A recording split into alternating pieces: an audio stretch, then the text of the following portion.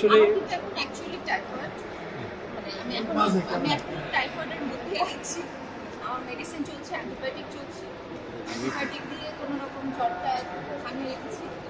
মানে যেহেতু এটা আমার এটা এত সুন্দর একটা শো প্রথমবারের মতন অনুষ্ঠিত হতে যাচ্ছে এবং ডিরেক্টররা সবাই আমাকে বলেছেন যে এখানে আমি পারফর্ম করলে তারা খুব খুশি হবে। তো আমার কাছে মনে হয়েছে জ্বরের থেকে প্রবলেম দীর্ঘ একটা বলবো যে দীর্ঘ না, খুব ছোট একটা বিরতি, আবার কি নতুন করে চলচ্চিত্রে ফেরার প্রস্তুতি চলছে কিনা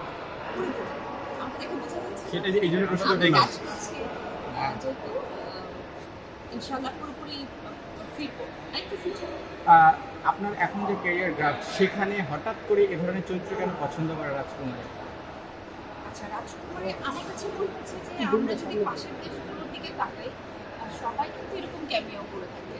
শুধু আমাদের দেশে করলে কেন যেন মানুষ হয় কাজ নাই দেখে এরকম। আমার কাছে মনে হচ্ছে যে না, এটা আমার মানে রাজকুমারটা একটা মা ছেলে কেন্দ্রিক সিনেমা। এটার গল্পটাই কোনো প্রেমের গল্প না, রাজকুমারটা একটা মা আর ছেলের গল্প। তো সেখানে আমার মনে হয়েছে যে এটা করলে এই ক্যারেক্টারটা আমাকে একটা মাইলেজ দেবে, সো আমি করেছি। দর্শক যারা দেখেছে মনে হয় জানেন না, শাকিব ভাইও কিন্তু আমার দবিশের সংসার একটা সিনেমা আপু, দর্শক যারা দেখেছে আসলে রাজকুমার, তারা বলেছে মাহিয়া মাহি এই পর্যন্ত যত সিনেমা করেছে তার ক্যারিয়ারের বেস্ট। দেখেন সবাই কথা অ্যাপ্রিশিয়েট করছে যে আমি অনেক ভালো অভিনয় করেছি। এটা যদি আমি এই ক্যারিয়ারটা না